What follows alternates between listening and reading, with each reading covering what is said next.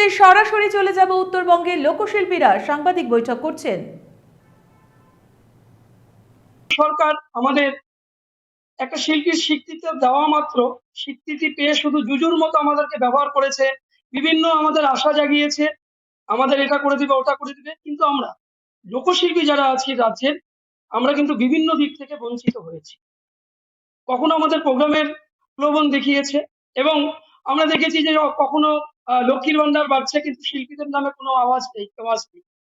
আমরা বিভিন্ন রকম ভাবে এই বঞ্চনার শিকার হওয়াতে আমরা কিন্তু সারা রাজ্যের যারা লোকশিল্পীরা রয়েছে বিভিন্ন স্তরে, একদম পুরুলিয়ার ছৌ নৃত্য থেকে শুরু করে একদম কোচবিহারের ভাওয়ান পর্যন্ত প্রত্যেক জেলার আলাদা আলাদা কালচার রয়েছে। মালদার গম্ভীরা, দিনাজপুরের কন, এরকম সমস্ত স্তরের যে লোকশিল্পীরা রয়েছে, আমরা একসঙ্গে সামিল হয়ে কিন্তু পরিবর্তনের পক্ষে আমরা কিন্তু একটা আশার আলো এবার আমাদের মনেও জেগেছে। যে কারণে নির্বাচন কমিশনার যখন রুলস রেজুলেশন তৈরি করে প্রস্তাব রাখেন, সেই ক্ষেত্রে এই 2026 সালের ভোটে কিন্তু লোকশিল্পীরা আমরা কিন্তু নির্ভীক ভোট প্রদানের পক্ষে কিন্তু বিভিন্ন জায়গায় আমরা প্রচার করেছি বিভিন্ন মঞ্চে। অর্থাৎ নির্ভীকভাবে ভোট, কোনো দলের হয়ে বলিনি, কারণ আমাদের দলটা আমাদের এই সংগঠনটা অরাজনৈতিক একটা সংগঠন। কিন্তু যে নতুন সরকার আসছে তাদের মধ্যে আমাদের একটা বিশেষ আশার আলো এই কারণেই বলবো, পূর্বে যে বিধায়ক মাননীয় অসীম সরকার, আপনারা প্রত্যেকেই জানেন যে এই পশ্চিমবঙ্গের শুধু নয় সারা ভারতবর্ষে তিনি তার লোকগানে আলোড়ন সৃষ্টি করেছেন। সেই অসীম সরকার আমাদেরকে আশ্বস্ত করেছেন, বারবার সাহারা দিয়েছেন, শক্তি জাগিয়েছেন। তিনি সততা মানবতার প্রতিষ্ঠার জন্য, ন্যায় নীতি সততা প্রতিষ্ঠার জন্য তিনি নির্ভীকভাবে চোখে চোখ লেগে লড়েছেন। এই মাননীয় হরিণঘাটার অসীম সরকার আমাদেরকে আশ্বস্ত করেছেন, সমস্ত লোকশিল্পীদের আশ্বস্ত করেছেন, যদি রামরাজ্য হয় তাহলে একটা সুন্দর নিশ্চিত ভবিষ্যৎ পাবে লোকশিল্পীরা। সেই লক্ষ্যে আমরা কিন্তু একই সঙ্গে সামিল হয়ে পরিবর্তিতর পক্ষে আমরা কিন্তু এবার দেখেছি যে আবারও পুনর্নির্বাচনে আবার বিধায়ক জয়লাভ করেছেন মাননীয় অসীম সরকার। আমাদের লোকশিল্পীদের হৃদয়ের একদম বলবো যে নয়নমণি, চোখের যেমন নয়নমণি, আমাদের হৃদয়ের টুকরা।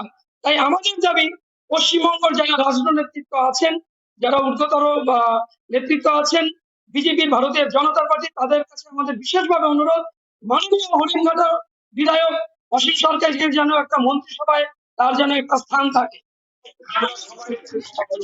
মাননীয় অসীম সরকার আমাদের লোকপ্রাণ, তিনি নির্ভীকভাবে যেভাবে লড়াই করে এসছেন, অন্যান্য যারা নেতৃত্ব রয়েছেন রাজ্য বিজেপির, তাদের মধ্যে লোককবি হিসেবে, আমাদের লোকশিল্পী হিসেবে আমরা গর্ববোধ মনে করি।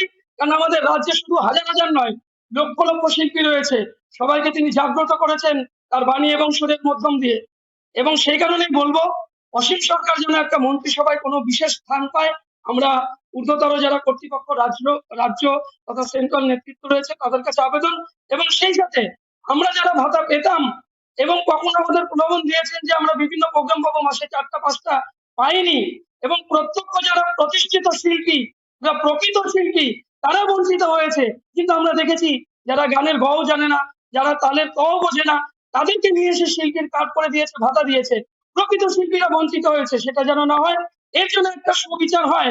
অর্থাৎ প্রকৃতভাবে সার্ভে করে প্রকৃত শিল্পীরা ভাতা পাক, আর আমাদের ভাতাটা যেন 1000 কমে না থাকে, এটা যেন দ্বিগুণের বেশি করা হয়। এই আবেদন আমরা নতুন সরকার গঠন হতে চলেছে আগামী দিন, আমরা রাখছি, এই আশা নতুন সরকারের কাছে করছি যে লোকশিল্পীরা বাংলার, বিশেষ করে অন্যান্য সাধারণ মানুষের সাথে লোকশিল্পীরাও সামনে একটা উজ্জ্বল ভবিষ্যৎ নিশ্চিত হবে।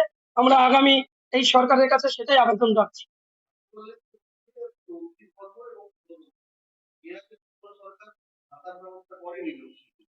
না না, এই 34 বছর যে বাম আমল ছিল সেখানে আমরা ভাতা পাইনি, কিন্তু পরবর্তীতে যে সরকার আমাদের প্রতিশ্রুতি দিয়ে এলো, আমি একটা কথা বলে রাখি, শিল্পীরা অস্ত্র ধরতে জানে না, শিল্পীরা গায়ের শক্তিতে লড়াই করতে জানে না, কিন্তু শিল্পীদের মেধা দিয়ে, তারা কলম দিয়ে, গানের বাণী দিয়ে, রাস্তা রাস্তায় মোড়ে মোড়ে প্রচার করে যে সরকারকে এনেছিল, সেই সরকারও আমাদের সাথে এসে কিন্তু জুজুর মতো সান্ত্বনা দিয়েছে। অর্থাৎ প্রকৃত যারা শিল্পী তারা বঞ্চিত হয়েছে, একগুচ্ছ শিল্পী তারা এখনো বঞ্চিত হয়ে আছে, ভাতা পায় না। যারা ভাতা পেয়েছে কখনো আমাদের ইনঅ্যাক্টিভ অ্যাকাউন্টে টাকা ঢোকেনি, আবার যখনই বা পেয়েছি আমাদের অনুষ্ঠানের প্রলোভন দেখিয়ে তখন অনুষ্ঠান করেছি, সুযোগ পাইনি। প্রকৃত যারা শিল্পী তারা বঞ্চিত হয়েছে, কিন্তু এই বঞ্চিত শিকার আমরা আর বারে বারে হতে চাই না। না না, প্রশাসকের তো এখানে ব্যাপার নেই। আমাদেরকে আমাদের যে স্বীকৃতিটা দিয়েছে সরকার, সেই সরকার তো আমাদের বহন করবে। আমাদের দায়িত্ব তো সরকারের, শাসকের এখানে শাসক দলের ব্যাপার। অসীমবাবু মন্ত্রী হলে পারে উনি আমাদের লোকপ্রাণ, সমস্ত শিল্পীদের বলবো যে নয়নের মণি উনি। সারা ভারতবর্ষ না পৃথিবীর লোক জানে যে উনি একজন চারণ কবি, বর্তমানে একমাত্র চারণ কবি। এবং লোকশিল্পী যারা ওনার মুখের দিক চেয়ে আছে, লক্ষ লক্ষ লোকশিল্পী আমাদের এই পশ্চিমবঙ্গে প্রায় 4 লক্ষ লোকশিল্পী। তার মধ্যে যে আমাদের সংগঠনটা এটা প্রতিষ্ঠিত, রেজিস্ট্রেশন করা, অর্থাৎ বাংলার বঙ্গীয় বাউল ও লোকশিল্পী সংঘ। এবং তিনি আশ্বস্ত করেছেন বিগত দিনে আমাদের পাশে থেকে সাহস জুগিয়েছেন, যদি আমাদের এই রামরাজ্য আসে পরিবর্তন হয়ে, একটা সুষ্ঠু সংস্কৃতি আমরা দিতে পারবো, সেখানে শিল্পীদের নিশ্চিত যে ভাতা এই সরকার দিচ্ছে পরিবর্তন হয়ে বিজেপি গভর্নমেন্ট এলে আমরা এর দ্বিগুণ ভাতা দেবো। আমরা সেই আশায় সেই লক্ষ্যেই আছি, আর সেই জন্যই আমরা দাবি করছি যেন অসীম সরকার মন্ত্রী হয়। এটা আমরা সকলে মিলেই চাচ্ছি। এনারা যারা বসে আছেন একদম বীরভূম থেকে কোচবিহার পর্যন্ত আমার বাদিকে আছেন প্রতিষ্ঠিত লোকশিল্পী, একদম রাধামোহন মল্লিক থেকে এখানে গোকুল দাস রাজ্য বিজয়ী, এবং বীরভূমের আমাদের কেশব দাস, এবং বিভিন্ন জেলার যারা প্রতিনিধিত্ব করেন এই শিল্পী সংগঠনে, তারাই আছেন। লক্ষ লক্ষ শিল্পীর যারা প্রতিনিধিত্ব দেন, তারাই আমাদের আজকে এখানে উপস্থিত আছেন আমাদের প্রেস কনফারেন্স। হুম হুম হুম। হ্যাঁ, আমরা করেছি, ইতিমধ্যেই করেছি। এই কারণেই করেছি, বললাম বিভিন্ন আঙ্গিক রয়েছে। আমরা যখন পুরুলিয়া জেলায় ঢুকি, সেখানে ছৌ নৃত্য শিল্পীরা রয়েছে, বীরভূমে বাউল শিল্পীরা রয়েছে, মালদায় গম্ভীরা রয়েছে। এইরকম যত রকমের সংস্কৃতি প্রত্যেক জেলায় আছে আমরা যেমন ভাবে নিয়েছি, পাশাপাশি ভাবে কিন্তু আমরা যাত্রা এবং নাটক দুটোকেই আমাদের সঙ্গে সম্পৃক্ত করেছি। এই কারণেই কিছু কম সংখ্যক প্রথম দিকে যেমন সার্কুলার করেছিল শুধুমাত্র লোকাঙ্গিকে, কেউ যন্ত্রশিল্পী কেউ কণ্ঠশিল্পী হতে পারে, বাঁশি তবলা হারমোনিয়াম যে আঙ্গিকেরই হোক না কেন, কিন্তু লোকশিল্পী হতে হবে। কিন্তু আমরা লোকশিল্পীর সঙ্গে সঙ্গে আমাদের সরকার কিন্তু শেষের দিকে খুব কম সংখ্যক যাত্রা এবং নাটক শিল্পীকে কিন্তু স্বীকৃতি দিয়েছে। কিন্তু প্রচুর হাজার হাজার এরকম শিল্পী যারা প্রতিষ্ঠিত এবং প্রকৃত শিল্পী, তারা কিন্তু বঞ্চিত হয়ে আছে। আমি বলবো তাদেরকে সার্ভে করে, প্রকৃত যারা শিল্পী তাদেরকে সার্ভে করে তাদের শিল্পী স্বীকৃতির আওতায় আনা হোক এবং ভাতাটা বৃদ্ধি করা হোক। একদমই আছে। আমাদের আগেও যেটা ছিল যে 60-এর পরে একটা শিল্পীরা তারা শারীরিক দুর্বলতার কারণে, বিশেষ করে একটা লোকশিল্পী তো উদার কণ্ঠে গান করে, তাদের টাইম টেবিলের কোনো ঠিক থাকে না।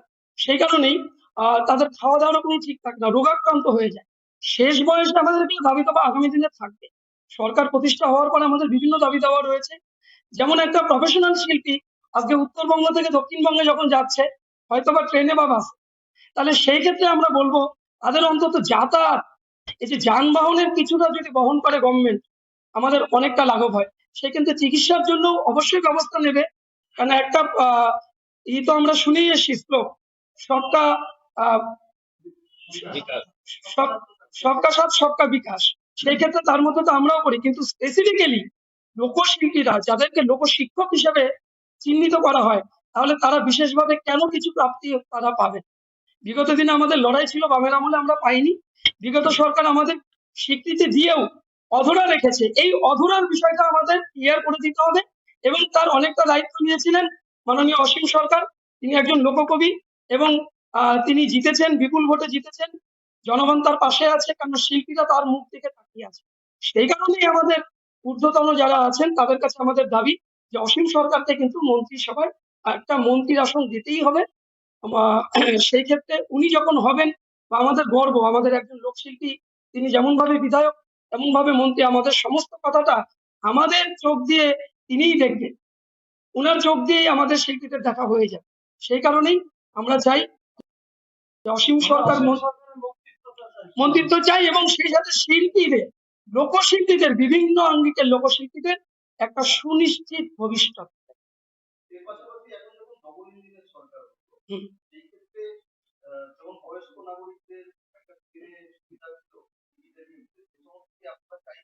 আমাদের শিল্পীদের জন্য স্পেসিফিক্যালি আমরা চাই, কেন একটা শিল্পী ভাড়ার কনসেশন উইথ ফিজিক্যাল ফিটনেস থাকার জন্য যে চিকিৎসা বাবদ, সেক্ষেত্রে আমরা দাবি রাখবো। কিন্তু এই দাবিগুলো আমাদের পরে। আমাদের প্রথম দাবি হচ্ছে যে শিল্পীর সুরক্ষা, প্রকৃত শিল্পীদের বাছাই করে তাদের স্বীকৃত এবং ভাতা দেওয়া।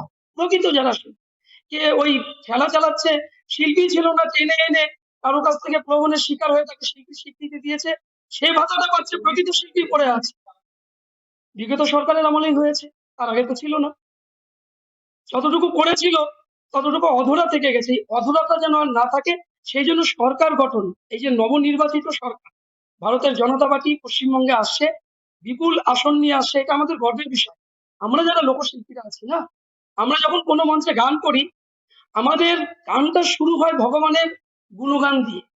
আপনারা প্রত্যেকেই দেখুন, আমাদের রুজি রুটিটা ভগবানের গুণগান দিয়ে। আমরা ভগবানের পক্ষে, কিন্তু আমরা সামাজিক অর্থাৎ মানবিক ধর্মের পক্ষে। সোনারে মানুষ ভাই, সবার উপরে মানুষ সত্য, তার উপরে কেউ নাই। মানবিক ধর্ম, কিন্তু যেখানে প্রত্যেকটা মানুষ, আমরা পৃথিবীর সনাতন, আমরা এই ধর্মে বিশ্বাসী, যেখানে সত্য সেখানেই সনাতন। আর সনাতন ধর্মের সমস্ত শিল্পীরাই আমরা যখন কোনো মঞ্চে যা কিছু করি, যে গান বাজনাই করি না কেন, আমাদের শুরুটাই হয় ভগবানের নাম গুণগান দিয়ে। সেই ক্ষেত্রে আমাদের বোঝানোর নতুন করে কিছু নেই। আর সেই ক্ষেত্রে এবার তো রামরাজ্য, আমরা মনে করি পূর্ণ একটা স্বাধীনতা পেয়েছি পশ্চিমবঙ্গেই প্রথম। এই প্রথম ডবল ইঞ্জিন আমাদের পশ্চিমবঙ্গে হলো। তো এই স্বাধীনতার সাথে সাথে আমাদের দাবিগুলো আগামী দিনে থাকবে। আমরাও শোভাযাত্রা করবো বিভিন্ন শিল্পীদের নিয়ে, বিভিন্ন আঙ্গিকের শিল্পীদের আমরা একসঙ্গে নিয়ে আমরা রাজ্য ভিত্তিক একটা শোভাযাত্রাও করব। সেগুলো আমাদের পরবর্তী পদক্ষেপ। তাই সরকার গঠনের আগে আমাদের যে আবেদনগুলো রয়েছে, তার মধ্যে 1 নম্বরে অসীম সরকারের মন্ত্রিসভায় যেন নাম, মানে মন্ত্রিত্বে যেন তার নাম থাকে। সে কারণে আমরা অসীম সরকারের মন্ত্রিত্বটা চাই।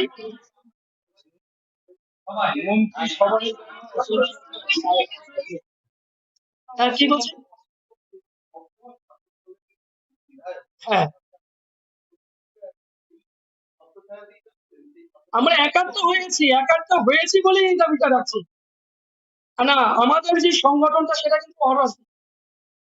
আমাদের এই সংগঠনটা অরাজনৈতিক, কিন্তু আমাদের যিনি প্রাণ পুরুষ, আমাদের যিনি নয়নমণি, আমাদের যিনি অন্তরের বলবো যে একটা অংশ, তিনি যখন আহ প্রতিনিধিত্ব করছেন, সেই ক্ষেত্রে আমাদের একটা অংশ যখন প্রতিনিধিত্ব করছেন এবং তার দলটা রাজ্যে এবং কেন্দ্রে রয়েছে, সেক্ষেত্রে তো আমরা আশাবাদী। আমাদের যেমন উনি সাহস জুগিয়েছেন, এই যে সময়টা পরিবর্তনের সময় মানুষ সামিল হয়ে একসঙ্গে একজোট হয়ে মানুষ তারা সামিল হয়ে যে পরিবর্তন এনেছে, সেই অর্থে তো আমাদের একটা ভরসা তার উপরে থাকে এবং আমরা ওনার সঙ্গে আছি। রাজ্যের সমস্ত শিল্পীরাই ওনার মুখ চেয়ে বসে আছি।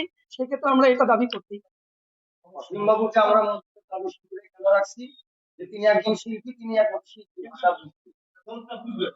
উনি একজন লোকশিল্পীরা বিগত সময় থেকে, একটা কথা বলে রাখি, লোকশিল্পীরা বিগত সময় যখন পরাধীন ভারতবর্ষ ছিল তখনও লড়াই করেছে।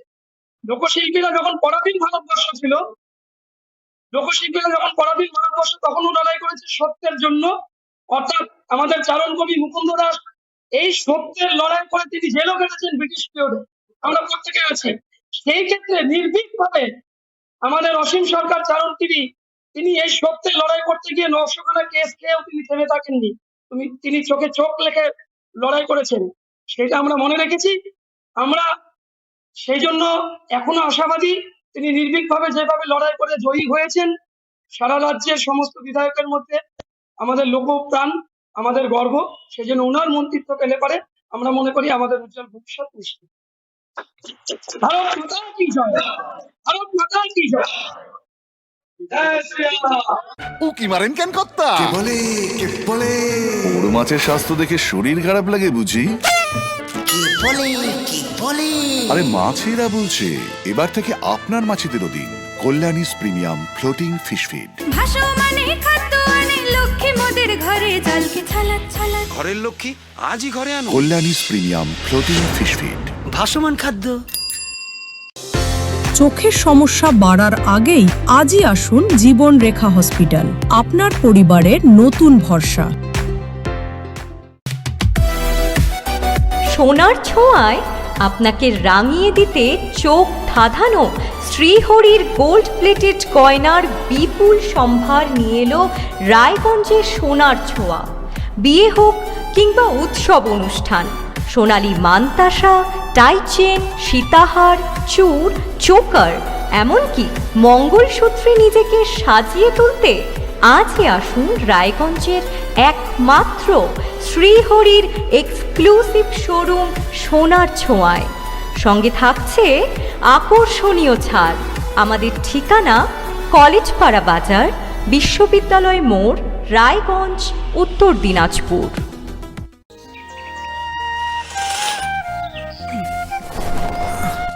হ্যাঁ রে, তুই নিজেকে কি সুন্দর ফিট রাখিস, তোর বরকে রাখতে পারিস না? তোর দাদা জেনেছে nature pure rice bran oil দিয়ে রান্না করলে শরীর এমনি সুস্থ থাকে। হ্যাঁ সে তো ঠিকই, শরীর চর্চার পাশাপাশি ভালো তেল দিয়ে রান্না করাটাও জরুরি, আর সেই জন্যই আমার একমাত্র choice nature pure rice bran oil. শরীর সুস্থ রাখার জন্য আমার পছন্দের সেরা cooking oil nature pure rice bran oil, সম্পর্কে স্বাদ এনে দেয়।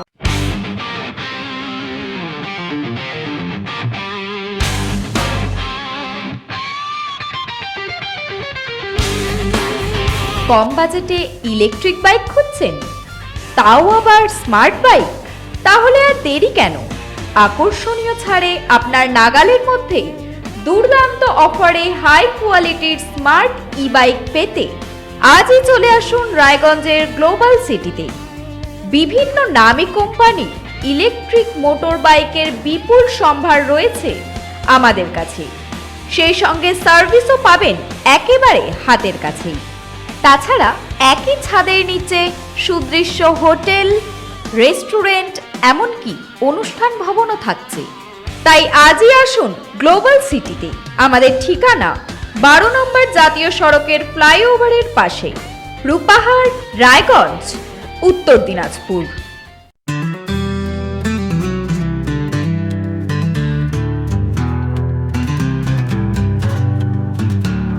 গ্রসারি থেকে কসমেটিক্স,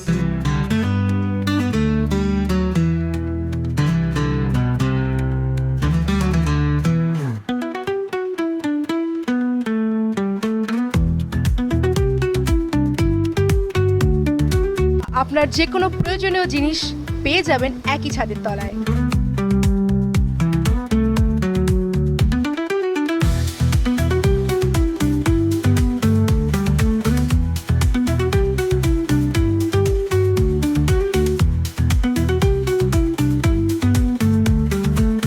আমাদের ঠিকানা LIC মোড়, রায়গঞ্জ, উত্তর দিনাজপুর।